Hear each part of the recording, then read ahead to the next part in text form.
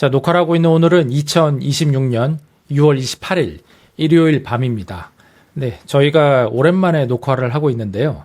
제가 지난 거의 한 3주 넘게 미국에 다녀오느라고 승주님이랑 시차도 안 맞고 그 사이사이에 이제 조금 미팅도 많고 그래서 좀 녹화가 늦어졌습니다. 또 미국 가서 굉장히 많은 사람들을 만나면서 우린 무엇을 잘하고 있나, 또 우린 무엇이 모자란가, 무엇에 더 집중해야 하는가, 이런 것들에 대한 생각이 좀 많이 가지고 돌아왔어요. 네, 그래서 그에 대한 어떤 액션의 일환으로서 저희가 하고 있는 AI 프론티어도 좀 외연을 더 확장해야 되겠다라는 개편 의견을 가지고 있고, 그 어떤 식으로 개편할지에 대해서는 이 에피소드 후반부에서 조금 더 자세하게 말씀을 드리겠지만, 결론만 짧게 말씀드리면, 이 너무 무겁게 하는 것보다는 가볍게 자주, 조금은 틀릴 수 있지만, 하지만 빠른, 뭐 이런 것들을 좀 더 지향해야 되겠다. 그리고 무언가 AI 프론티어만이 할 수 있는 공헌점이 좀 있겠다. 예, 단지 밖에 있는 소식들을 깔끔하게 정리해주고 비즈니스 의견을 내는 거 이외에 저희가 해야 하는 그런 어떤 약간의 의무감, 어떻게 하면 한국을 글로벌에 연결시키지, 이런 것들에 대한 좀 어떤 부채의식이 있었는데 걔를 좀 풀어내야 되겠다, 이런 식으로 그런 것들에 대한 아이디어. 네, 저희 메인 에피소드가 일주일에 한 번씩 녹화를 하고 있는데요. 저희 메인 에피소드에 이 호스트를 한 분을 더 모셨습니다. 여러분 아마 많이 보셨을 거예요. 이 수도 리무브 채널을 운영하고 계시는 박종현 님인데, 박종현 님이 고맙게도 저희 AI 프론티어의 호스트로 또 조인을 해주셔서 저희 앞으로 메인 에피소드에서 종현 님 얼굴 자주 뵙게 될 것 같습니다. 네, 종현 님 어서 오십시오. 안녕하세요. 박종현입니다. 네, 대외적으로든 소개해 주신 것처럼 수도리무브 채널 하고 있고요. 호스트를 맡고 있고, 초대해 주셔서 감사합니다. 제가 누가 되지 않게 잘 한번 해보도록 하겠습니다. 아마 저는 주로 질문하는 포지션, 네, 그런 역할을 많이 하지 않을까. 네. 종현님은 저희 채널에서 이 젊음을 담당하시는 그런 역할을 맡게 되시는 겁니다. 네. 그래서 또 기술적으로 저희가 약한 부분들에 대해서 또 깊게 파시고, 저 또 종현님의 굉장히 좋아하는 세션이 혼자서 무언가를 하시는 라이브 세션, 제가 또 애청자기도 하거든요. 그래서 거꾸로 종현님이 이제 저희 메인 호스트로 좀 조인을 해주셨듯이 저도 종현님이 하는 그런 수도리무브의 라이브 채널에 가끔 나가서 같이 배우고 이런 세션 저 기대하고 있습니다. 자, 그러면은 오늘 제가 지난번 에피소드에서 승주님과 뉴스를 다루면서 미국에서 제가 만나는 분들 어떤 일들이 있는지 좀 간략하게 말씀을 드렸었는데, 오늘 그거에 대해서 조금 느낌을 좀 정리를 해왔습니다. 그래서 그 꼭지를 좀 나눠서 어떤 일들이 일어나고 있고, 저는 시장을 어떤 섹션으로 보고 있고, 뭐 이런 부분들에 대해서 한번 일단 시작을 한번 해보도록 하겠습니다. 제가 이번에 3주 있는 동안 그 창업자들이 몰려 산다는 헤이즈밸리라는 동네에서 있었거든요. 그래서 김민석 대표님이랑 같이 이 3주의 끈끈한 시간을 보냈는데, 좋은 점이 숙소 바로 옆에 이 공원이 있어요. 그래서 그 공원에 올라가면 샌프란 시내가 쫙 내려다 보이는 이런 공원이 있는데, 여기 아침 저녁으로 가서 이렇게 석양을 내려다보고 해 뜨는 거 보고 이런 것들이 꽤 저한테는 인상적으로 좀 남았습니다. 제가 이번에 그 출장을 갔었던 목적이 첫 번째로는 프론티어 랩이나 또 프론티어 랩에서 나온 굉장히 뛰어난 많은 분들이 소위 네오랩을 많이 차리시잖아요. 그래서 그런 분들 만나서 조금 전반적으로 시장이 어떤 바이브로 흘러가고 있는지 이런 것들을 좀 듣고 싶었던 게 하나가 있었고, 또 두 번째로는 한국의 스타트업 씬과 달리 또 미국이 저희가 Y 컴비네이터 포트폴리오 회사들에서 어떤 회사들이 생기고 어떤 회사들이 발표하는지를 좀 보고 있지만, 좀 직접 가서 스타트업 씬을 좀 살펴보고 싶었던 게 하나가 있었어요. 그래서 한국분 또는 외국분들 두루두루 거쳐서 굉장히 많은 앙트로프러니저들을 만났고, 또 그 안에서도 시장이 이렇게 형성돼 있구나라는 그런 것들이 좀 있었습니다. 그리고 벤처 캐피탈리스트 분들도 만나서 어떤 것들에 관심이 있어 하고 또 어떤 것들에는 별 관심이 없어 하는지, 또 그들이 느끼는 마켓 타이밍은 어떠한지 이런 것들 조금 느껴볼 수 있는 시간이었고, 또 세 번째가 사실은 저의 가장 큰 목적성이긴 했는데, 이 AI와 바이올로지의 경계에서 큰 회사들은 어떤 접근을 하고 있고, 뭐 학교는 어떤 접근을 하고 있고, 또 한국에서는 아예 이런 회사가 없는데, 미국에 그냥 AI의 프랙티스를 가지고 바이올로지를 접근하는 굉장히 많은 회사들이 있어요. 그래서 그 회사들 그냥 아름아름, 좀 만나서 뭐 하고 있는지, 물론 뭐 안에 있는 극비는 얘기는 안 해주지만, 대략 뭘 하고 있고 어떤 방향이고 어떤 게 어렵고 어떤 게 재미있는 점들인지는 이야기들을 해주거든요. 그게 참 실리콘밸리의 좋은 점이긴 한데 만나서 물어보고 뭐 제가 줄 수 있는 선물들을 최대한 풀어놓으면 또 그들도 저에게 무언가를 주려고 이렇게 서로 배울 점들을 교환하는 것들이 굉장히 자연스럽거든요. 그래서 그런 컬처 속에서 저도 좀 소기의 목적을 좀 이룰 수 있었습니다. 궁금한 거가 무슨 선물을 주셨어요? 그들이 궁금한 것들인데 저만 알고 있는 것들이 있거든요. 네. 한국의 상황은 어떻다?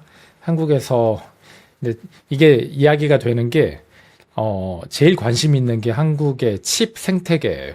예, 왜냐하면 지금 투자가 가장 몰리고 벤처 캐피탈들도 열심히 회사를 찾고 있는 게 의외로 뭐 코덱스 잘 쓰는 회사, 이런 서비스 쪽의 회사가 아니라 거의 대부분 AI 데이터 센터에서 모델 바로 직전까지에 있는 그런 회사들이거든요.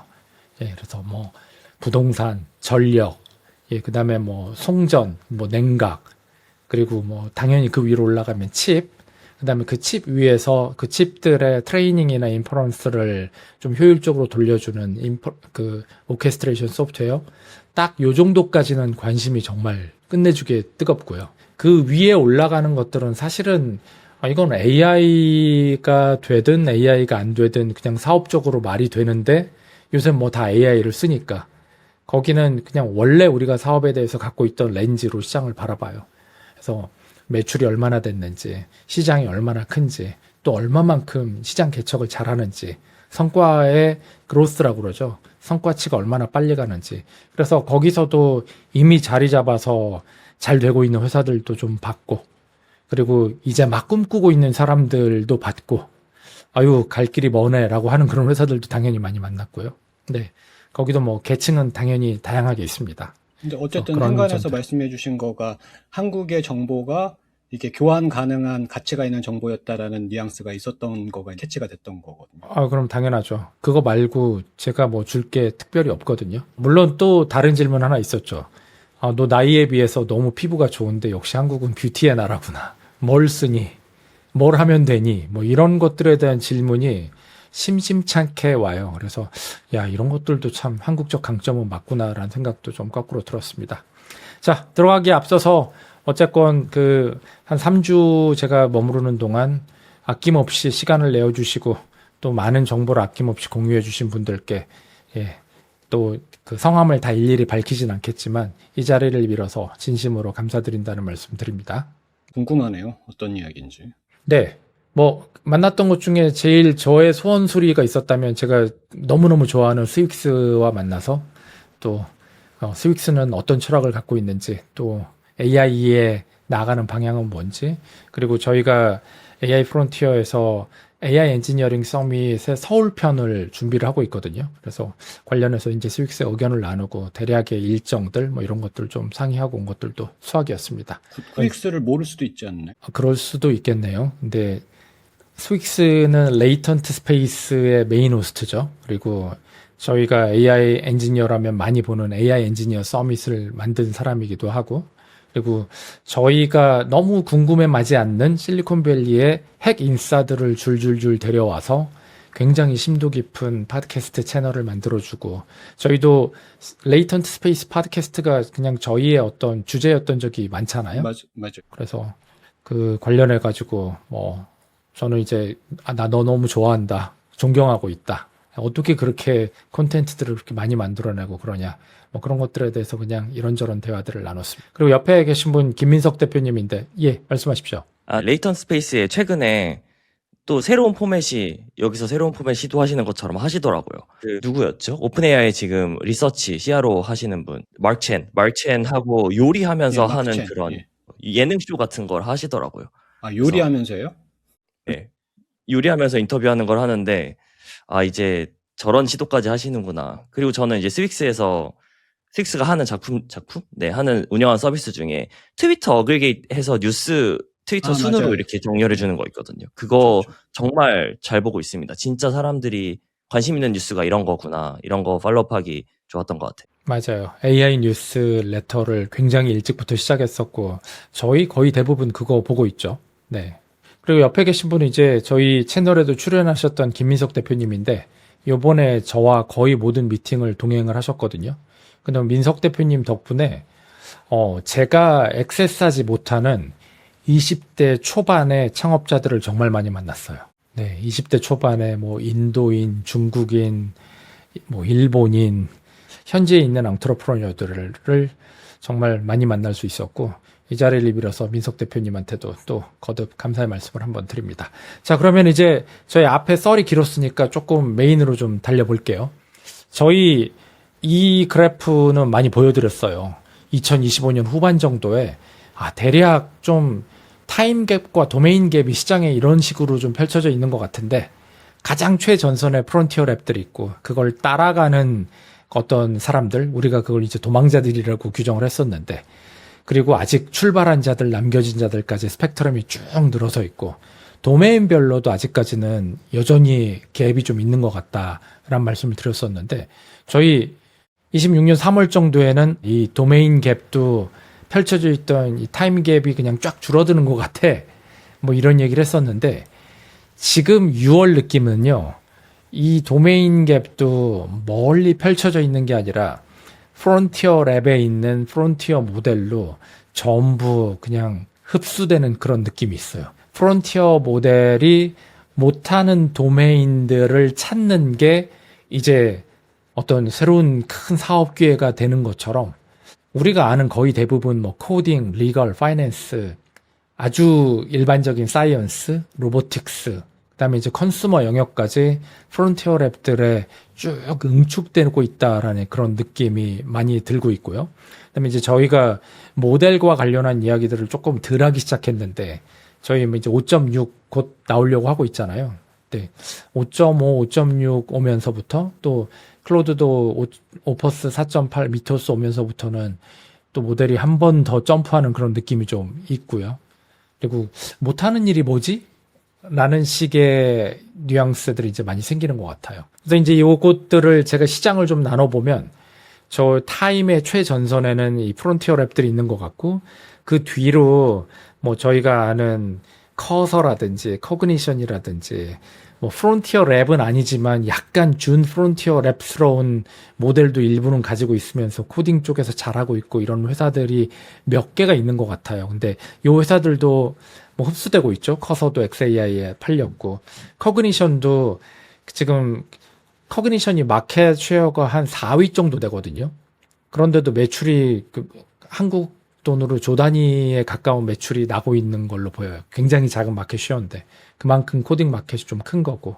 그래서 이제 저는 그거를 이 쿼지 프론티어 랩이라고 약간 조금 좀 굳이 네이밍을 했고, 그 뒤로 클로드 코드와 코덱스에서 만들어지는 엄청난 수의 에이전트 스타트업들이 이제 그 뒤에 영역에 있는 것 같고요. 이런 LLM 베이스가 아닌 게 이제 저희가 뭐 피어레딕 랩스라든지 뭐 뉴리밋이라든지 바이오, 그다음에 로보틱스, 그다음에 뭐 그죠, 머티리얼 사이언스 뭐 이런 쪽에서 좀 도메인별로 프론티어 랩들이 나오는 곳들이 있는데, 이런 영역들이 있는 것 같아요. 그래서 굳이 따져보면 이제 제가 업계에 믿을 만한 소식통에서 그 소스에서 들은 얘기인데, 오픈 AI가 코딩과 리걸과 바이오는 우리가 직접 할 거고, 나머지 영역은 우리가 안 하려고 한다, 스타트업들과 협업하려고 한다라고 이 전선을 좀 나눴다고 하더라고요.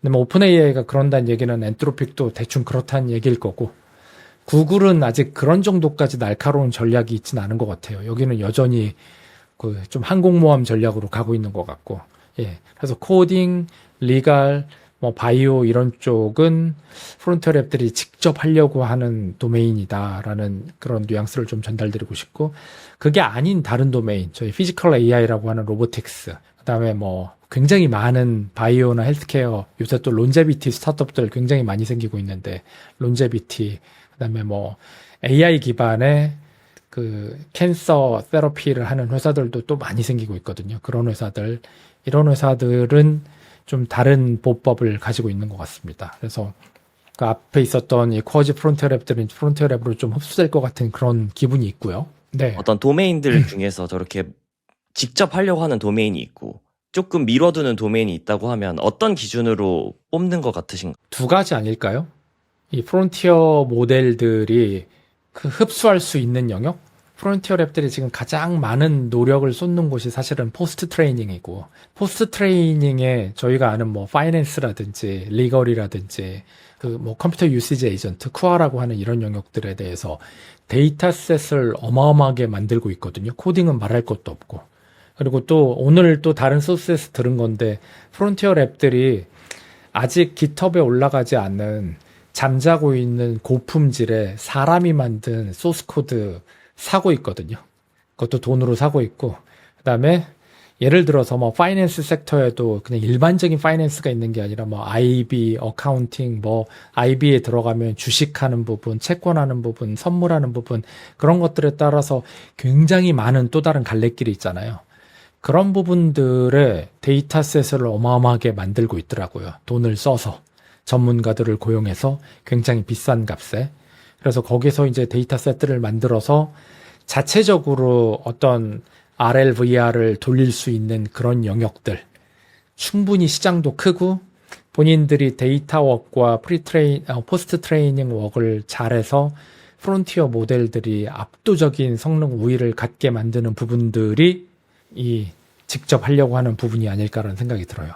그러면 당연히 뭐 코딩, 리걸, 바이오 뭐 이런 쪽은 시장이 굉장히 큰 영역이니까, 그리고 모델이 이미 좀 잘하고 있을 법한 영역이니까 그런 기준으로 고르지 않았을까라는 생각이 듭니다. 말씀해 주신 게 공감이 되는 게 저 같은 경우에는 다른 분야는 사실 잘은 모르지만 로보틱스는 저희가 그래도 열심히 팔로업 하고 있었거든요. 로보틱스 같은 경우에도 시장이 너무나 커서 프론티어 랩에서 하고 싶지 않을까? 이런 생각을 저희가 하고 있고, 제미나이 같은 경우에는 실제로 열심히 공개적으로도 열심히 하고 있죠. 그런데 말씀해 주신 기준에 따르면 로보틱스는 아무래도 LLM과 조금 거리가 있어서 좀 포스트 트레이닝만으로 하기는 어려울 것 같고, 프리 트레인 단계부터 무언가 다시 해야 될 것들이 많아 보여서 조금은 저 리갈이나 헬스케어보다는 멀리 있다는 게 공감이 됩니다. 네. 그러니까 저 프론티어 랩들이 직접 하겠다는 그런 도메인들을 보면요. 베리파이어블 가능한, 베리파이 하는 영역도 디지털 콘텐트 안에서 다 끝나는 영역이 대부분 저 안에 들어가요. 근데 디지털 도메인을 살짝만 넘어서면 바로 어떤 베리파이어를 만드는데 스케일 문제에 부닥치잖아요. 그래서 그 부분들은 직접 손에 물 안 묻히려는 그런 생각이 있지 않나라는 생각이 들어요. 네. 그래서 저는 이제 요거를 마켓 1, 마켓 2, 마켓 3 정도로 나눠서 보고 있어요. 프론티어 랩은 프론티어 랩대로 봐야 될 것 같고, 그 다음에 이제 프론티어 랩과 동일한 어떤 통밥을 갖고 있는데 도메인이 이 완전 다른 부분, 이런 부분 이제 좀 마켓 2라고 했고, 나머지 마켓 3, 마켓 3가 제일 크겠죠. 그래서 마켓 1의 어떤 프론티어 랩 플레이어는 뭐 너무 당연하겠지만 이들은 저희가 방금까지 얘기한 것처럼 그냥 AGI를 창조한 이후에 그 AGI가 모든 문제를 해결하게 한다라는 이 통밥이 도는 곳은 그냥 다 가고 있는 것 같아요. 가장 제너럴한 게 가장 스페시픽한 거다라는 생각으로 그냥 모든 도메인들, 디지털로 다 끝날 수 있는 도메인들은 다 가고 있는 것 같고, 그리고 컴퓨트 데이터 알고리즘 뭐 요 정도가 프론티어 랩들의 어떤 축을 볼 수 있는 그냥 어떤 제가 가지고 있는 어떤 관점의 축인데, 컴퓨트과 데이터는 여전히 유의미해요. 근데 알고리즘 쪽에 대해서는 뭐 당연히 리서치를 열심히 하고 있지만 이게 게임 체인저다라는 시각은 상대적으로 굉장히 작은 것 같아요. 그래서 컴퓨트 부분에서는 물론 프리트레인에도 당연히 많은 노력을 쏟고 있고 그러겠지만 프리트레인 얘기는 거의 잘 안 나와요. 예, 프론티어 랩들을 만났을 때 거의 대부분 가장 많은 노력을 쏟고 있다. 그게 제일 중요해. 거기가 제일 핵심이죠. 라고 얘기하는 부분들은 거의 대부분 다 포스트 트레인 파이프라인이에요. 그 포스트 트레인 파이프라인의 두 축이 하나가 사실은 이제 포스트 트레인 자체의 어떤 트레이닝 인프라고요. 네.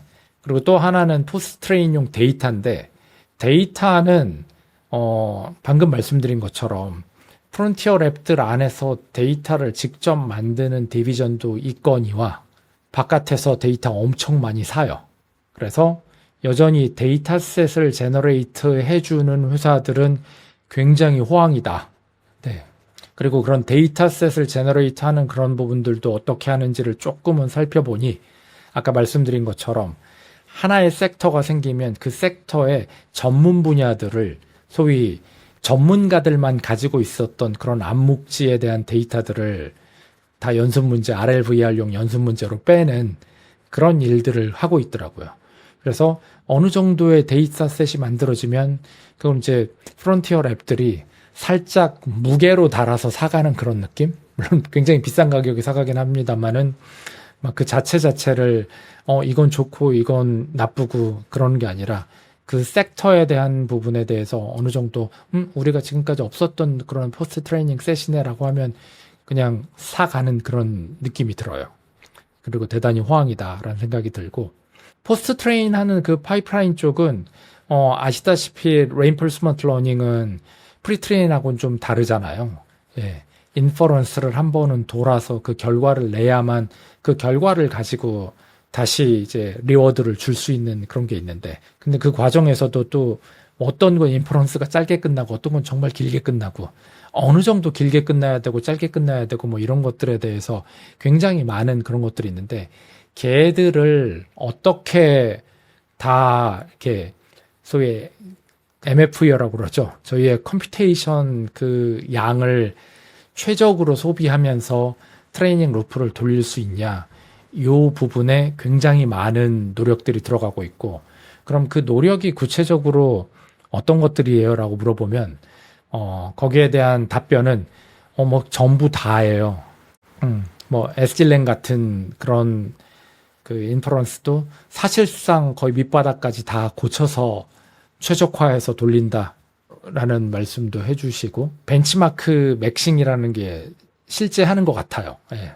그래서 벤치마크들을 돌려보면서 벤치마크가 좋은 지점에서 나쁘게 나오는 지점으로 가면 다시 체크포인트를 앞으로 돌려서 그 런을 버리고 좋은 체크포인트에서 다시 시작하고 뭐 이런 식의 최적화 루프가 굉장히 지저분한 엔지니어링 형태로 도는 것 같고 예.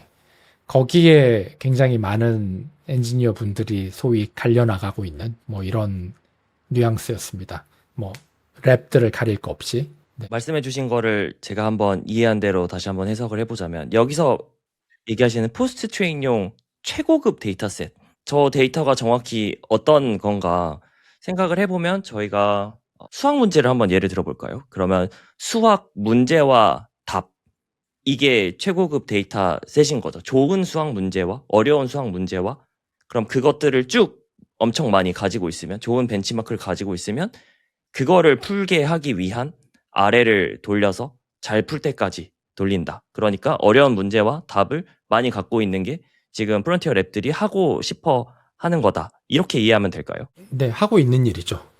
그리고 거기에 대한 경쟁이 굉장히 많은 것 같아요. 그래서 데이터셋 회사들도 저기에 한번 팔면 모든 랩에 다 팔 수 있을 거라는 생각도 하는 것 같아요. 왜냐하면 저쪽은 이 데이터로 학습했는데요. 이거 안 하시겠어요? 라고 그런 거를 할 수 있을 것 같아요. 물론 당신 그렇게 파세요? 라고 제가 확인해 보진 않았습니다만 이제 대화에서 유추하건대 이러한 것들이 다 동작하겠구나라는 생각이 듭니다. 그래서 뭐 저희가 사실 RL 얘기가 나온 지 이제 2년이 훌쩍 넘어갔는데 그 2년 동안 일어난 일을 좀 복기를 해보면 계속 RL이 깊어지는 쪽으로 가고 있는 거거든요. 이게 얼마나 더 깊어질지에 대해서는 아직은 모르겠어요. 근데 확실한 건 거기에 대해서 아직 끝은 없는 것 같다? 이걸 시키면 시킬수록 모델의 성능이 계속 증가한다라는 거는 저희가 지난 6개월 동안 그 프론티어 랩들이 내는 모델들을 보면서 계속 보고 있잖아요.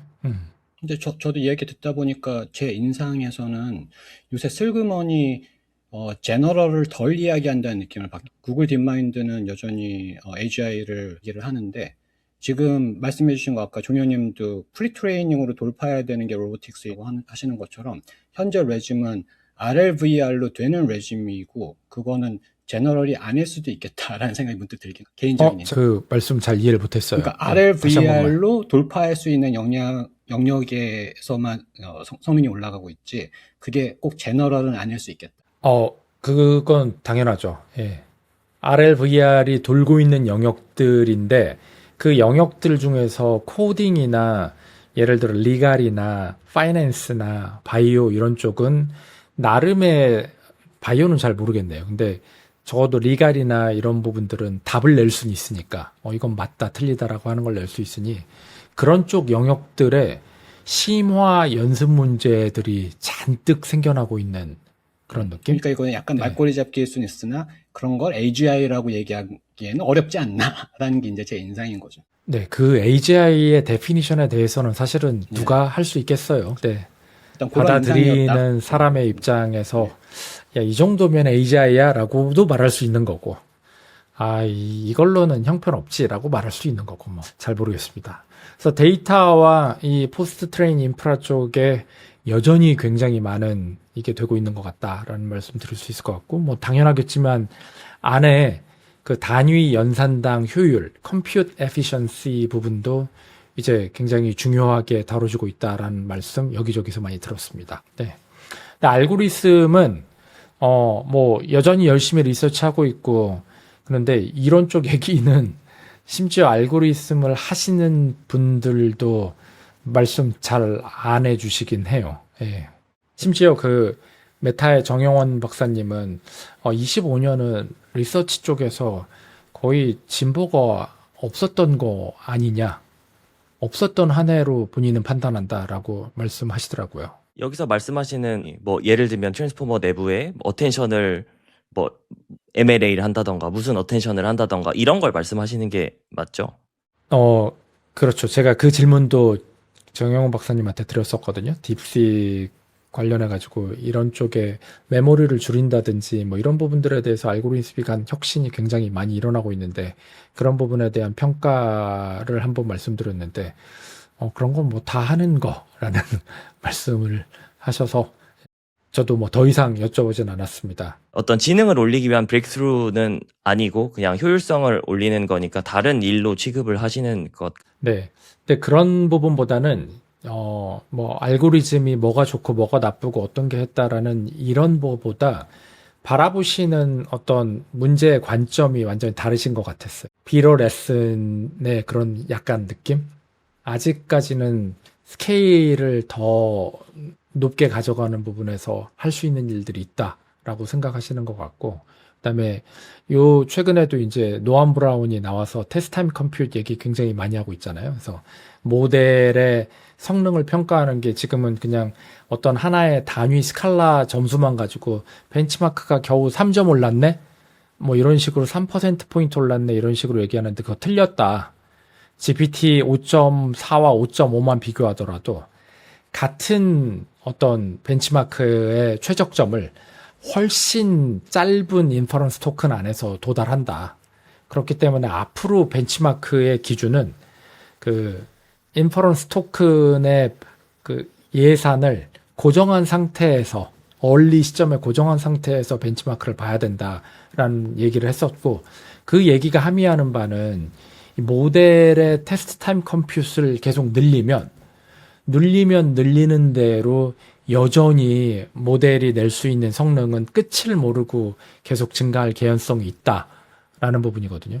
그래서 이 컴퓨트 스케일이라는 부분이 저희가 이제 모델의 크기라든지 트레이닝에 들어가는 컴퓨터의 양도 있지만 인퍼런스의 컴퓨트를 더 늘리는 형태로 문제 해결점을 뭐 찾을 수도 있다라는 그 부분이 좀 분리돼 있다라는 저는 뉘앙스를 좀 받았습니다. 문득 그게 생각이 나네요. 최근에 5.6 발표했을 때 시스템 카드에는 없고 블로그에 아마 있었을 텐데 750 TPS 나온다. 세레브러스 GPT 5.6이 750 TPS 나와서 굉장히 빠르게 그거 테스트 타임에서 돌아갈 생각이 납니다. 네. 그리고 뭐 저희 지난주에도 얘기했었습니다만 그 에르데스 문제를 풀었던 모델 있잖아요. 오픈 AI에서. 근데 그 풀었던 모델조차 무언가 랩 안에서 돌리는 희귀한 훨씬 뛰어난 모델이 아니라 그냥 우리가 쓰는 GPT 5.5에 막대한 테스트 타임 컴퓨트를 그냥 투입해서 이루어지는 결과들이다라는 이야기도 어떤 연구원분이 해주셨습니다. 당장 GPT 5.5 수준에서 20배 빨라지거나 하면은 그것만으로도 이득이 어마어마할 것 같긴 해요. 네. 이 부분은 저희가 뭐 사업적으로 앞으로 할 얘기들이 굉장히 많이 있을 것 같긴 해요. 저도 한번 첨언을 해보자면 그냥 지능의 관점에서 봤을 때 저희가 뭐 예를 들어서 경우의 수 수학 문제를 푼다. 그러면은 저희가 경우의 수를 정말 뭐 소위 노가다 해서 다 카운팅해서 문제를 풀 수도 있지. 이제 똑똑하게 푼다고 하면 직관적으로 논리적으로 좀 더 훨씬 효율적으로 풀 수 있는데 그럼 사용하는 토큰 수가 적게 풀어내는 것 자체가 지능이 높다. 이렇게 볼 수도 있을 것 같아요. 정확하게 노암 브라운이 한 얘기가 그거죠. 훨씬 낮은 테스트타임 컴퓨트 버젯으로 더 빨리 높은 성능이 유지하게 된다. 그래서 사람들이 페이블 5를 그리워하고 있죠. 그래서 이게 이제 심한 요약이고 나머지의 뭐 이제 그 램마다 있는 그런 뭐 독특한 이야기들도 또 애환 이런 얘기들도 많이 했었죠. XAI는 일론 머스크가 매 회의에 팀 회의에 들어오는데 예 그래서 매니저한테 물어보는 게 아니라 그 일을 담당하고 있는 실무자한테 항상 물어본대요. 예, 예 직접적으로. 예. 이제 그걸 좋아하는 분한테는 그게 굉장히 챌린지고 재미있는 거기도 하지만 또 그게 굉장히 큰 스트레스로 다가오시는 분들도 있고 그러한 것 때문에 이제 XAI를 떠나시는 분들도 굉장히 많다라는 이야기 좀 들었고요. 그리고 나서 제가 사실은 제일 관심 있게 본 회사들인데 이제 AI로 바이오 하는 회사들 많이 있잖아요. 그래서 어제도 사실 노벨상 받았던 다우드나 교수가 그 에밀리 창이랑 블룸버그 인터뷰를 하면서 그냥 챗봇은 문서 요약이나 할 줄 알지 사람이 하는 이노베이션은 못한다. 뭐 이런 이야기를 했었거든요. 예. 근데 이제 제가 이 마켓 2에 있는 도메인들을 좀 보면서 예를 들어 바이오만 예를 들어 볼게요. 그 다우드나 교수처럼 학교에 계시거나 혹은 전통적으로 굉장히 큰 연구소에 계셨던 분들의 어프로치와 그다음에 이제 완전 반대편에서 AI의 프랙티스를 가지고 전통적으로는 바이오를 안 하시던 소프트웨어 엔지니어들이 하시는 접근이 그 두 개가 완전히 다르다라는 느낌이 들었어요. 다우드나 교수가 했던 얘기가 야 바이오가 얼마나 방대한 그런 영역인데 그 챗봇에 이렇게 저렇게 뭐 답변 나오는 거 가지고 이 새로운 물질을 찾고 연구를 하고 그럴 수 있어? 이건 불가능해라는 그런 이야기들을 하시는 게 있고 그렇기 때문에 이 뭐 큰 제약회사라든지 이런 쪽이 만들고 있는 파이프라인을 보면 마치 저희가 2015년에서 17년 사이에 저희 막 버트나 트랜스포머 GPT가 나오기 전에 그때 애플리케이션들은 거의 대부분 컨볼루셔널 뉴럴 네트워크 애플리케이션들이 많았잖아요. 그리고 문제마다 네트워크 아키텍처가 다 달랐고 데이터셋이 전부 달랐고 그에 따른 트레이닝과 이런 것들이 전부 달랐죠. 그러던 시절이 있었는데 사실은 버트, 트랜스포머, 랭귀지 모델로 넘어가면서 소위 파운데이셔널 어프로치라는 게 생겼잖아요. 그건 모르겠고 데이터를 제너럴한 것들 잔뜩 모으고 그냥 트랜스포머에다가 트레이닝이 되고 로스가 떨어지면 그 제너럴한 것들이 스페시픽한 문제를 풀어 막 이런 식으로 어떤 패러다임이 바뀌었었잖아요.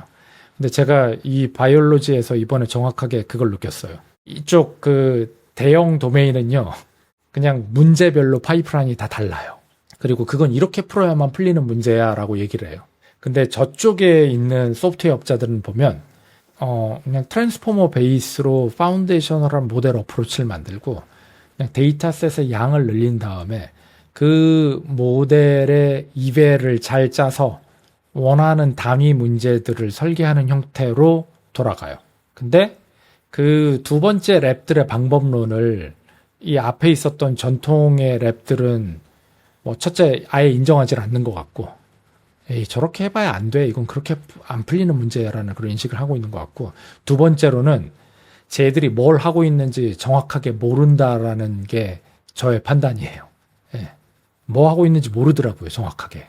그럼 앞쪽 랩도 만나보신 거예요? 네, 앞쪽 랩도 만나왔죠. 네. 그래서 이제 그 인상을 가지고 있어서 이 두 개 사이에 갭이 있구나. 그리고 이 갭을 잘 익스플로이트 하는 게 큰 사업 기회겠다라는 생각을 하고 왔는데 이제 와가지고 엊그저께 시차도 안 맞고 해가지고 그 다우드나 교수가 에밀리 창이랑 하는 인터뷰를 그냥 쓱쓱 넘기면서 봤는데 다우드나 교수가 AI는 이노베이션 못해. 저건 그냥 요약 챗봇이고 아직은 멀었어라고 얘기하는 거 보면서 노벨상 탄 저 교수님도 아직 세상이 어떻게 바뀐지 잘 모르네라는 그런 생각이 들었어요. 당장 그분이 이제 크리스퍼 캐스9 그걸로 노벨상 타신 분인데 크리스퍼 캐스9의 이 가위 말하는 거 유전자 가위. 유전자 가위 만든 분인데 그 본인이 발견한 그 캐스9 단백질과 같은 역할을 하는 다른 단백질 AI가 오픈 크리스퍼라고 작년에 또 몇 개 후보 물질을 찾아냈거든요. 그러니까 그 AI가 찾은 거죠. 당장 본인 도메인 안에서 이노베이션을 해온 거죠. 그래서 근데 그쪽은 완전한 파운데이셔널 어프로치였거든요. 단백질을 잔뜩 흡수하고 그 모델 가지고 비슷한 거 같은 거를 그냥 인실리코에서 찾아내는 접근을 했는데 워킹을 하는 거죠. 근데 이제 바이올로지 쪽에서 이러한 파운데이션 어프로치를 하고 있는 회사의 엔지니어들을 좀 만났어요. 그래서 그들이 어떤 어프로치를 하고 있는지 이제 방금 말씀을 드렸고 굉장히 성과가 괜찮다.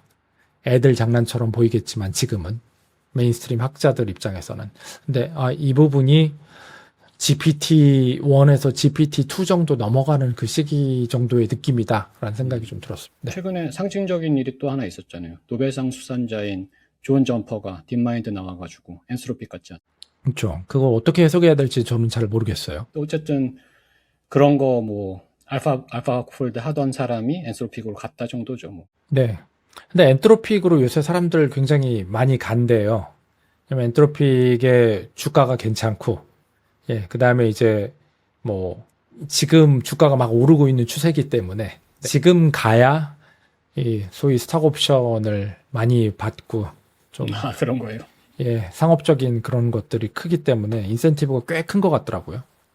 정성님의 어쨌든 얘기를 제가 다 듣고 플레이를 어떻게 해야 될까 생각을 해보자면 이제 저희나 이 AI 프론티어 팟캐스트를 듣고 계시는 모든 분들은 어떤 AI의 어떤 포텐셜을 믿고 있는 사람들인데 이쪽 사람 입장을 생각해보면 아직 어떤 AI 포텐셜이 없다고 생각하는 도메인 익스퍼트들 그런 분들이랑 무언가 익스플로이트해서 사업 기회가 있을 것 같다 이렇게 말씀을 주셨는데 그럼 그런 도메인 익스퍼트들을 잘 설득해서 같이 코워크를 해나가는 것?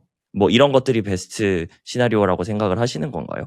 아니면 반대로 좀 더 극단적으로 주장하면 도메인 익스퍼트들을 이길 수도 있지 않을까? 이렇게 생각할 수도 있을 것 같거든요. 정말 좋은 질문이고요. 근데 솔직하게 제 생각은 저도 너무 좀 몇 개의 현상을 가지고 좀 일반화하는 경향이 있는데 도메인 엑스퍼트 분들이 AI를 빡세게 배우고 지금 일어나고 있는 이 스페이스에서 이 스케일이 저게 어떤 의미인지를 이해하시는 분이 아니면 AI가 저거 다 하겠다라는 생각을 하기는 어려울 것 같아요. 그리고 저희 소위 도메인 엑스퍼트라고 하시는 분들이 나이도 많으시잖아요. 네, 나이도 많으시고 아시는 것도 많고 뭐 이러기 때문에 제가 그냥 미국에서 만나본 많은 그냥 명함만으로도 화려하게 빛나는 그런 분들의 피드백들에 비춰서 볼 때는 이분들은 AI가 저거 해오는 거 눈앞에서 보여줘도 안 믿으시겠다라는 생각이 저는 좀 들었어요. 그래서 도메인 엑스퍼트들을 설득하여 그들과 함께 무언가를 하는 것보다 그냥 AI 소프트웨어 엔지니어가 그 도메인을 배우는 게 더 빠를 수도 있겠다라는 생각이 들어요. 그럼 예전에 그냥 뭐 조그만한 뭐 산업, 제가 화장품 사업을 하면서도 많이 썼던 비유긴 한데 이런 화장품 사업이 아니라 세러퓨틱스, 치료나 제약이나 심지어 뭐 론제비티 드럭이나 이런 부분들도 엑스퍼트가 아닌 출발점을 가진 회사가 이길 수 있겠다라는 생각이 듭니다. 그래서 저도 사실은 이 바이오 쪽에 저의 출장의 메인 목적이 저거였기 때문에 그리고 그 사이에 제가 출장 가기 전에 피 뽑아서 마크로전에 보내놓은 저의 그 롱리드 그 지놈 시퀀스가 다 도착을 해서 제 유전자와 제 건강 기록과 뭐 모든 것들을 다 합해가지고 소위 파이프라인을 다 만들었거든요. 이해하지 못하는 이야기들이 정말 많지만 그것들을 제가 이해할 수 있는 텀으로 학습하는 자료도 얘가 더 잘 만들어주고, 그거 가지고 예전 같았으면 그냥 하나의 회사가 성립했을 파이프라인을 코덱스가 한 3일 동안 다 뽑아주더라고요. 뭐 일종의 개밥 먹기 하시려고 그러는 거예요? 뭐 먹기? 네, 다 만들어 봤어요. 그래서, 제가 왜 그렇구나라는 거에 대한 깊은 이해가 생겼습니다. 뭐 지나가기 전에 아까 존 점퍼의 의미를 여쭤봤을 때 제가 그냥 스쳐 지나가듯이 생각이 안 났었네. 지금 생각해 보니까 딥마인드는 알파폴드 같은 특수한 모델을 하지만 엔트로픽은 안 하잖아요. LLM만 하잖아요. 코딩 모델만. 그거를 통해서 과학을 하겠다라는.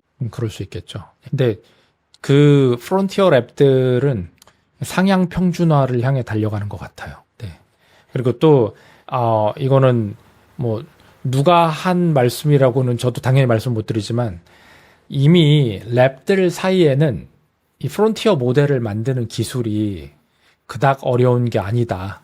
한번 본 사람은 밖에 나가서 동일한 자원과 동일한 게 있으면 시간의 문제지 재현 가능하다라는 것들이 그냥 다 서로 아름아름 얘기하는 불편한 진실이라고 얘기하더라고요. 뭐 이 도메인 쪽, 이제 이 마켓2 도메인에 대해서 말씀을 조금 드렸는데, 이런 영역들이 뭐 이거는 저희가 앞선 에피소드에서 수도 없이 말씀을 드렸으니까, 그다음에 아까 종현님의 질문과도 맞닿아 있는 건데, 이 디지털 월드에서 바로 손쉽게 베리파이어가 안 만들어지는, 베리파이어는 뭐 진짜 로봇이 돌거나 아니면 실험을 하거나 무언가가 어떤 리얼월드에서 액션이 한 번은 돌아야 베리파이를 해줄 수 있는 그런 도메인들이 이 마켓2의 거의 대부분인 것 같다. 그리고 저는 마켓2 거듭 항상 다른 에피소드에서 많이 말씀을 드렸지만, 마켓2의 많은 어떤 좀 기대와 저 역시도 어떤 사업적인 그런 포인트들을 많이 놓고 있는 부분입니다. 스타트업 얘기로 좀 돌아가 보면 사실 여기가 재밌는 얘기가 제일 많은데, 사람들이요 다 미쳤어요. 실리콘밸리 사람들이요? 예, 미쳤어요. 그래서 정말 서부 시대구나, 여기. 꿈을 찾아서 잘난 사람들은 잘난 사람들대로의 어떤 막 달려가는 라운드가 형성돼 있고, 그냥 꿈꾸는 사람들은 정말 와서 비자도 그냥 관광 비자로 와서 해커손만 막 다니면서 무언가 생기겠거니 하는 그런 젊음들도 봤고요. 네. 그래서 정말 다양한 사람들이 있구나, 라는 것들에 대해서, 그래서 미쳤다라는 표현에 대해서 이제 제가 쭉 말씀을 드릴게요. 첫 번째로, 스타트업들을 하는 회사들, 창업자들의 나이가 20대 초반이에요, 다. 네, 20대 후반, 30대 초반 들어가면, 이거 많이 늙었어요, 30대 초반은. 20대 초반이라면 대학 중퇴인 거예요? 대학을, 거기 이제 군대를 안 가니까, 대학을 졸업하고 어디서 인턴 1년 하고 와이컴 들어가면 22, 3살 정도 되거든요. 네. 근데 이제 와이컴이 뽑는 회사들이 요새 나이가 굉장히 다 어려요. 그리고 예전에도 한번 말씀드린 것 같은데, 요새 많은 대학생들의 꿈이 와이컴 같은 데 붙어서 합법적으로 학교를 그만두는 거, 혹은 그냥 학교는 성적용으로 그냥 디플로마를 따기 위해서만 다니는 목적으로 하는 경우도 많고, 그리고 저희 지난번에 녹화했었던 조단네 회사에도 고등학교만 졸업하고 취직한 친구들 꽤 있거든요. 그러니까 요새 젊은 친구들은 AI 네이티브이기도 하거니와 대학이 가르쳐 줄 수 있는 그런 지식의 한계, 그리고 거기에서 본인들이 4년 동안 돈을 내고 디플로마를 따는 것과의 효용을 그냥 냉정하게 비교하는 것 같아요. 그래서 고등학교만 마치고 회사에 가서 바로 경력을 시작하는 경우도 꽤 많이 있다. 그리고 좋은 회사에서 좋은 경력을 쌓는 게 학부 졸업장과 동치라고 느끼는 사람들도 많아지고 있다. 라는 게 이제 제가 봤었던 신기한 것들이고요. 뭐 그런 것들은 지금 한국에도 좀 있죠. 김서준 대표님이랑 같이 일하는 고등학생들도 이미 있는 걸로 알고 있으니까요. 근데 고등학교 졸업하고 딱 그런 행동들을 하고 계시더라고요. 그래서 아마 인스트럭트 KR이나 이런 데서 디스코드에서 아이디를 많이 보셨을 것 같은데 활동을 많이 하시는 것 같더라고요. 보면서 좀 부럽다는 생각을 했습니다. 진짜 20대 초반에 꿈을 위해서 다 바로 달려가고 있는 행동을 하시는 분들을 보면서 좀 많이 네.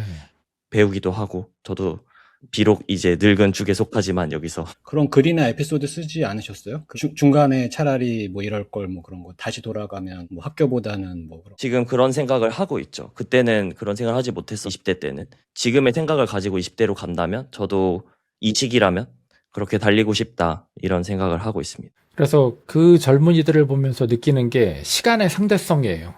저 사람들이 느끼는 시간축과 우리가 느끼는 시간축이 지금 상대적으로 굉장히 다르구나. 네.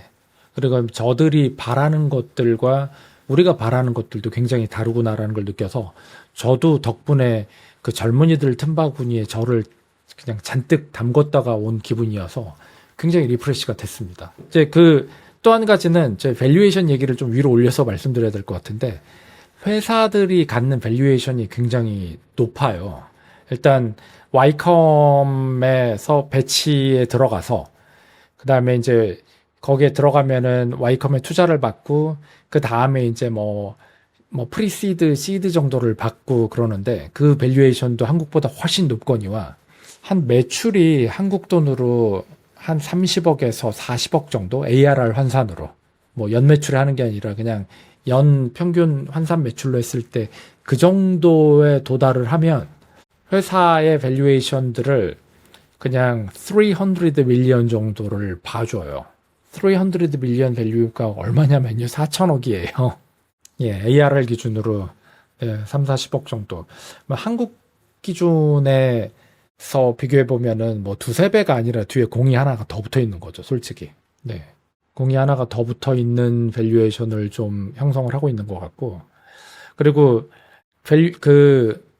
창업자들이 딱 두 부류인 것 같아요. 무언가 약간 좀 중우장대하게 꿈꾸는 창업가들이 있고요. 예를 들면 이런 거예요. 아, 지금 트랜스포머 모델은 잘못됐어. 얀 레쿤이 말하는 월드 모델도 이런 문제가 있어. 새로운 모델은 이런 거여야 해 라고 하는 그런 꿈꾸는 드리머들. 근데 이제 그런 드리머들은 보면은 경력부터 일단 천재 기분이 막 들어요. 학교는 우리가 아는 그 유명한 학교에 한 17에 입학했고 지금 20살인데 뭐 딥마인드 이미 다녔고. 예. 그래서 하는 얘기가 딥마인드 연구원들 한 반절은 똑똑한데 반절은 그렇게 똑똑한지 모르겠어요. 뭐 이렇게 얘기하고. 본인이 직원이 6명인데 본인이 사장이고 본인 가르치던 교수님을 하이어했고 네. 그리고 이 회사에 우리가 아는 그 유명한 투자사들이 다 돈을 못 넣어서 줄이 쭉 서 있어요. 뭐 세콰이어부터 A16C부터 해가지고 막 다 서로 돈 넣고 싶어서 줄 서 있는데 시작하는 시드 밸류에이션이 거의 뭐 한 5천억? 이 정도 되는 것 같아요. 그 다음에 투자하겠다는 금액도 거의 한 1,000억 가까이 되는 거. 네. 그럼 그러면서 시리즈 이제 A 전인 거예요? 시드. 그러니까 회사 창업한 지 얼마 안 됐는데 그냥 창업하자마자의 컴퍼니 밸류에이션이 그 정도 되는 거죠.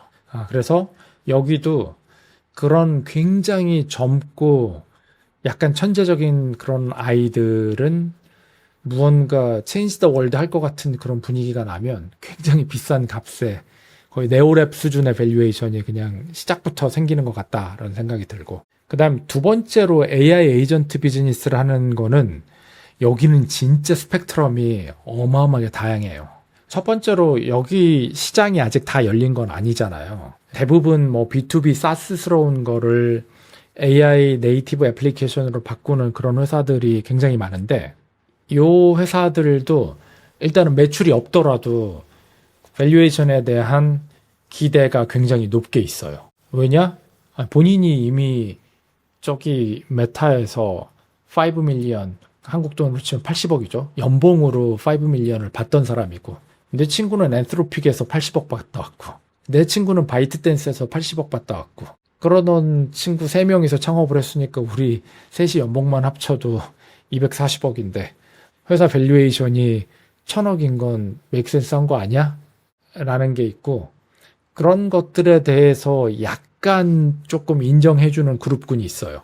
주로 뭐 우리가 아는 그 유명한 회사의 출신들 임금 얘기를 조금 드릴 건데 실리콘밸리가 한국보다 임금 수준이 훨씬 높은 건 맞지만 그 안에서도 소위 프론티어 랩들과 펀딩을 잘 받은 AI 회사들의 이 연봉 수준은 굉장히 높거든요. 그냥 평범한 스타트업에 조금 괜찮은 엔지니어면 한 200에서 300K, 그러니까 20에서 30만 불을 연봉으로 받거든요. 물론 그들의 굉장히 높은 물가와 세액을 고려했을 때 한국으로 치면은 받는 정도는 까도 한국이랑 비슷한 수준이긴 한데, 그럼 그들의 연봉이 그냥 한화로 계산해도 3억에서 4억 5천 정도가 되는데, 굉장히 펀딩을 잘 받은 스타트업이나 아니면은 방금 말씀드렸던 이렇게 꿈꾸는 회사의 파운딩 멤버였거나, 혹은 구글이나 메타나 이런,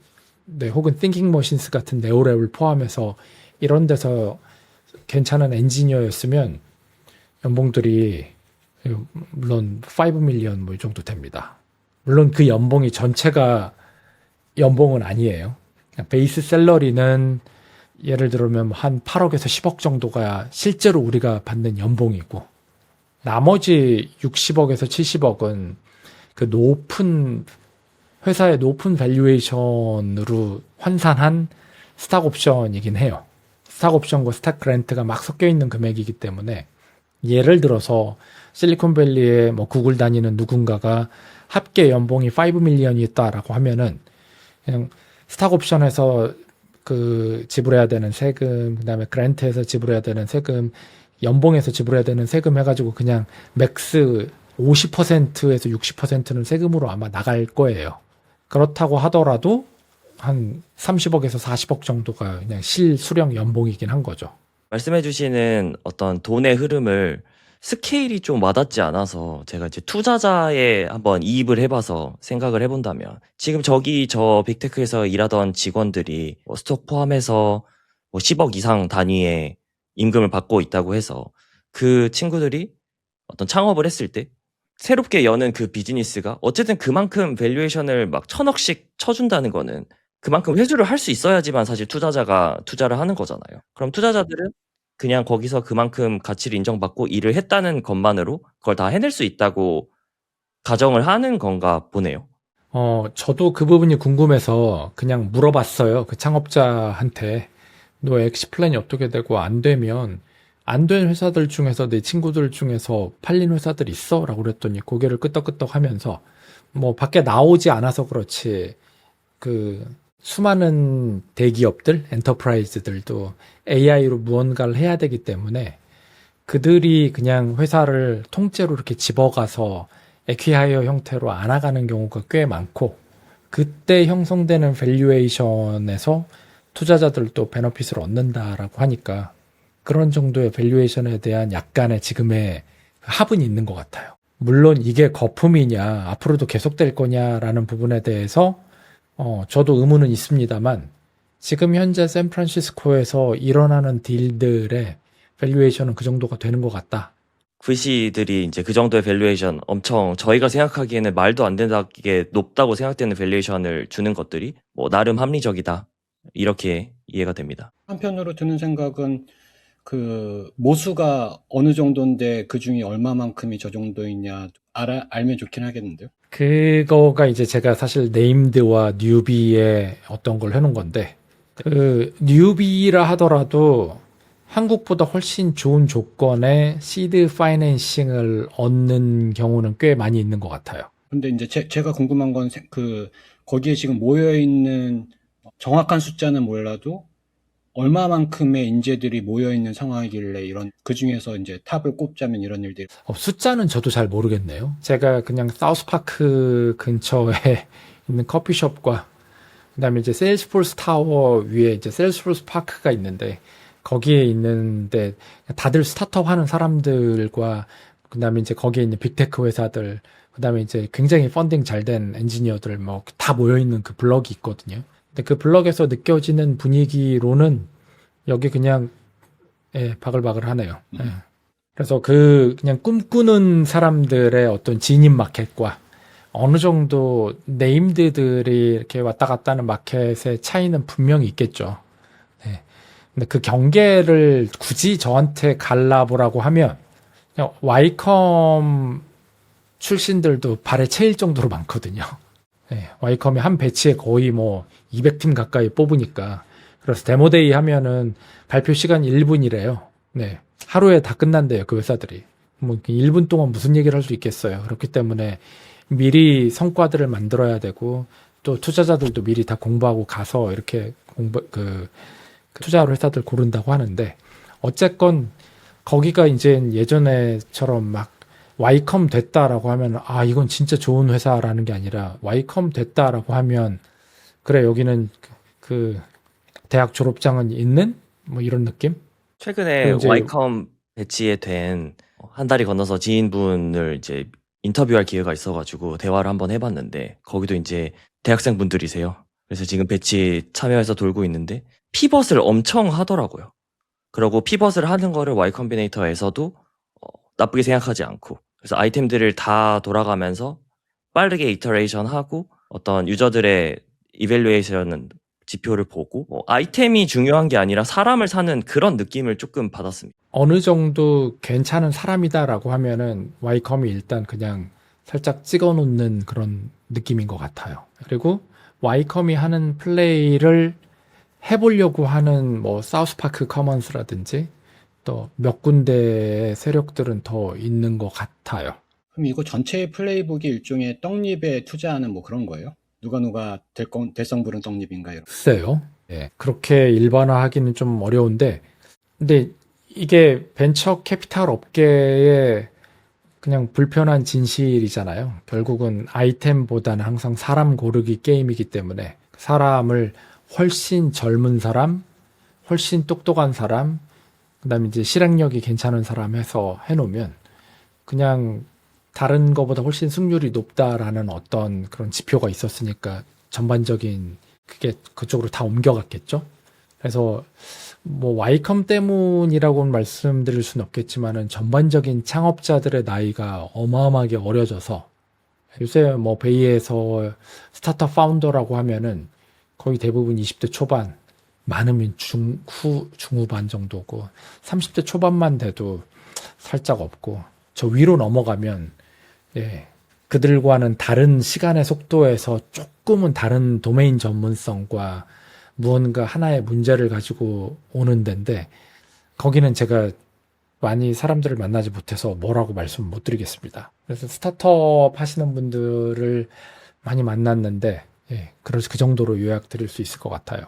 그리고 벤처 캐피탈들은 스타트업들의 그냥 무언가 그 애플리케이션 레벨을 하거나 B2B스러운 그런 것들을 하는 스타트업들에는 아직은 그렇게 큰 관심은 많이 없는 것 같아요. 근데 벤처 캐피탈 하니까 생각이 나는 게 저희가 그동안 인터뷰했을 때 뭐 서준 대표님도 원준 대표님도 그렇고 VC가 이제 살 길이 모아해서 스스로 액션을 취하는 쪽으로 가는데 여기도 그런 분.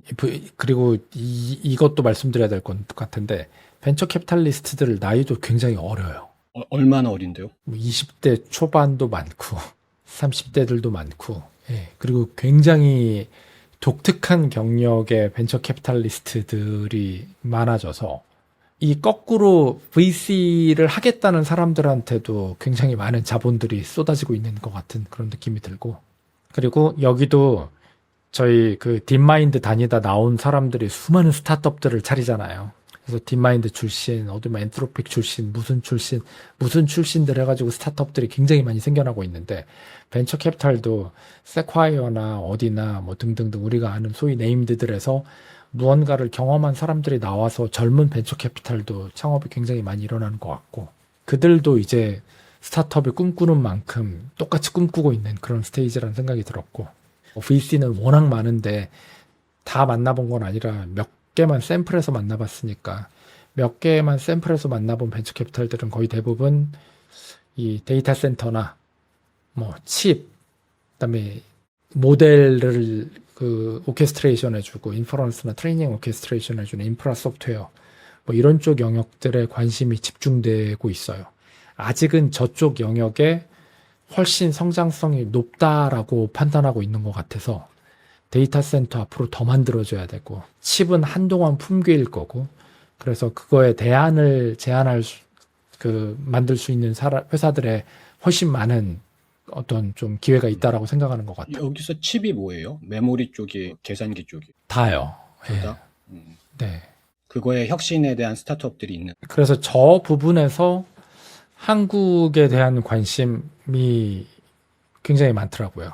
그래서 뭐 그 진원님 회사라든지 뭐 정규님네 회사도 제가 많이 소개해드렸는데 그 한국에 아무래도 뭐 삼성전자와 하이닉스가 있어서 그 출신들이 나와서 뭐 회사 만드는 거 없냐? 칩 회사들 중에서 괜찮은 회사들 없냐? 뭐 이런 질문들이 꽤 많았던 기억이 납니다. 저희는 데이터 센터는 없죠. 인프라 소프트웨어 오케스트레이션이랑 칩은 있지만 국내에는 데이터 센터를 하는 있잖아요. 대기업. 대기업들. SK가 가장 열심히 하고 있는 것 같고, 네. 답변 주신 거에 이어서 생각을 드리자면 VC가 저런 데이터 센터나 칩이나 이런 데 관심을 가진다는 게 조금 위화감이 드는 게 말씀 주신 것처럼 대기업들이 저런 걸 많이 하는데 VC는 대기업들이 그런 VC한테 투자를 받지는 않잖아요. 그럼 작은 회사들 중에 저런 문제를 풀려고 도전하는 회사들이 많이 있나요? VC가 저런 회사에 투자할 후보 자체가 상당히 적지 않을까? 이런 생각이 조금 들었어요. 한국에요. 한국이나 미국이나 통틀어서요. 네. 제가 숫자가 많다 적다라는 말씀은 저도 뭐 정확한 샘플을 가지고 있는 거라서 말씀은 못 드리겠는데 당연히 그냥 에이전트 스타트업이나 이런 거에 비해서는 현저히 적을 것 같긴 해요. 예. 근데 저쪽은 보통 저희 뭐 이런 인식이 있을 수도 있잖아요. 그건 엔비디아가 다 끝난 마켓 아니야? 삼성이나 하이닉스가 다 끝난 마켓 아니야? 라는 그런 인식이 있을 수도 있는데 현실은 전혀 그렇지 않더라. 이쪽이 훨씬 더 성장할 여지가 많이 있고 이제 겨우 시작에 불과하다라는 그런 관점이 저는 더 지배적이라고 느꼈어요. 이거 이제 끝났기 때문에 굉장히 보수적으로 봐야 되는 거 아니야? 라는 것과 정반대의 그런 느낌? 거기도 뭐 밸류에이션이 엄청나죠. 오픈 AI랑 일을 제일 열심히 하고 있는 것 같긴 합니다. 자, 그래서 대략 그냥 만났던 것들을 한번 정리한 이야기를 좀 드렸고요. 그리고 되게 재미있는 게 저희 ICML이 7월 4일부터 코엑스에서 열리거든요. 11일까지인가 뭐 그랬던 거. 네, 사실 4일, 5일은 이제 그 전야 주말이고 6일부터 메인 컨퍼런스 시작해서 그 주간이 이제 메인 컨퍼런스가 월화수 뭐 워크샵이 그 뒤로 조금 있는 그런 것 같아요. 아마 월화수 정도가 피크겠죠? 근데 이제 ICML이 그래도 꽤 큰 그 머신러닝 쪽에서는 꽤 큰 학회다 보니까 프론티어 랩에서도 굉장히 많은 연구자분들이 오고 그다음에 이제 벤처 캐피탈이나 어떤 그 스타트업들도 꽤 많이 와요. 네, 그래서 그 기간 동안 굉장히 많은 파티가 열리거든요. 미트업들이 오고 어떤 미트업들은 인비테이션 온이라서 아마 등록을 하더라도 못 가는 데가 있을 수 있고 아니면 좀 자유롭게 갈 수 있는 그런 영역들도 있고 한데 그 관심이 있으시다면 저는 여기 지금 보여드리고 있는 7월 4일 그 사이오닉에서 하는 인스트럭트 KR 행사랑 7월 5일 해시드에서 하는 행사 그 두 군데는 갈 예정이거든요. 가서 또 뭐 한국뿐이 아닌 그냥 여기저기 세계 각지에서 오신 그런 프론티어에 있는 사람들과 이야기를 하고 또 투자자들에게 본인 회사나 혹은 뭐 사업을 소개할 수 있는 그런 자리니까 요 기회를 놓치지 않고 좀 이용하시면 괜찮을 것 같다라는 생각이 듭니다. 그래서 루마에 가셔가지고 ICML 서울 이렇게 검색하면 이제 그 7월 4일부터 한 10일 사이에 쏟아져 나오거든요. 그래서 괜찮은 곳에 한번 등록을 하시면 좋을 것 같습니다. 그리고 많은 등록이 그 링크드인이나 뭐 트위터 핸들이나 본인의 어떤 소셜 로그를 요구를 해요. 그래서 거기에 어떤 기록들이 많이 없으면 아예 그냥 초대장 자체도 못 받는 경우가 많기 때문에 저는 그런 그 링크드인이나 트위터 같은 거 조금 평상시에 관리해 두시는 게 글로벌 리벌 하시기에 좋지 않나라는 생각이 좀 듭니다. 네. 자, 그래서 이제 저희 오늘 말씀드리고 싶은 내용들은 거의 말씀을 드렸고 AI 프론티어를 어떤 식으로 개편할 건지에 대해서 이제 짧게만 말씀드리면 뭐 서두에 말씀드렸듯이 좀 무겁게 하는 거는 좀 지양하고 좀 더 가볍고 좀 더 빠르게 그런 거를 좀 만들어 보려고 하고요. 그 방향은 저희 지금 승주님이랑 저가 했었던 것과 같은 일주일에 한 번씩 에피소드 번호를 붙이는 메인 에피소드는 이제 종현님을 호스트로 한 분 더 모셨으니까 한 분 정도의 게스트 혹은 저희 셋 뭐 이렇게 돌아가면서 저희가 하던 양식대로 조금 메인 에피소드는 진행을 계속 하려고 하고, 그런데 굉장히 많은 수의 그냥 서브 채널들을 가볍게 만들 예정입니다. 예. 그래서 저도 그 이번에 출장을 마치면서 그러면 우리가 AI 프론티어 채널로서 뭔가 해야 되는 역할이 있다면 뭐가 있을까라는 좀 고민을 했을 때, 저는 한국의 강점, 가장 한국적인 게 가장 글로벌한 거다라는 그런 생각을 하고 있거든요.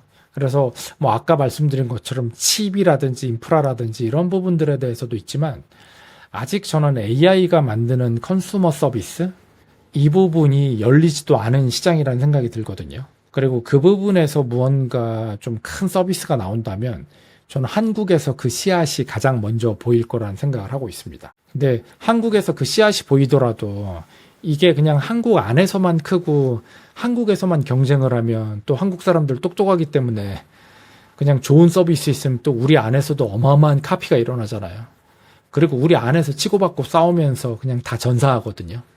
그러면서 타이밍을 잃고 그 잃은 타이밍 사이에 미국에서 그냥 똑같은 회사가 하나 나와서 더 크게 성공하고 이런 경우들을 굉장히 많이 봤기 때문에, 저는 뭐 제가 20대 초반의 창업자도 아니고 저도 이제 그 창업자들을 더 도와야 되는 그런 입장에서 이 한국에 있는 좋은 스타트업들을 좀 글로벌로 많이 소개해야 되겠다는 생각을 하고 있어요.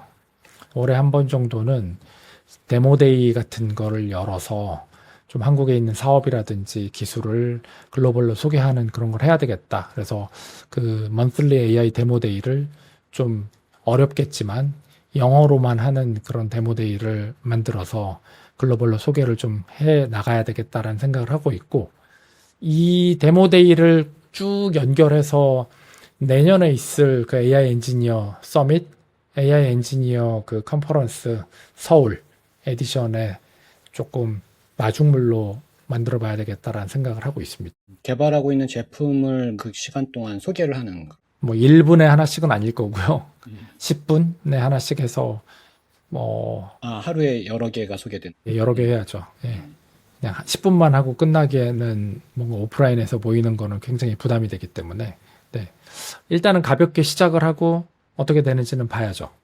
오프라인 행사인 거예요? 네, 그러려고 합니다. 오케이. 이게 한국말로 해도 온라인에서 서로 합을 맞추고 뭔가 발표를 이렇게 매니지하는 게 거의 불가능에 가깝기 때문에 이거는 오프라인에서 해야 됩니다. 네. 그리고 송출은 없는 거. 그리고 뭐 AI와 바이오 세션도 그냥 제가 사업 준비하면서 알게 되는 것들은 그냥 공부하는 차원에서 좀 해보려고 하고, 민석 대표님이 또 미국에 가실 건데 그 실리콘밸리 특파원 역할을 해주신다고 하니까 아까 제가 얘기했었던 굉장히 재미있는 와이컴 얼람들이나 이런 분들 다 민성님 친구분이었던 경우가 많거든요. 사실 민성님 덕분에 제가 약간 한국 네트워크가 아닌 다른 네트워크 액세스를 이번에 굉장히 많이 하고 왔어요. 있고 또 승주님도 승주님의 도반과 함께 하시는 그런 영역들을 또 세션도 해보실 수도 있고, 조금 가볍고 재밌게 많은 것들을 좀 만들어 보려고 합니다.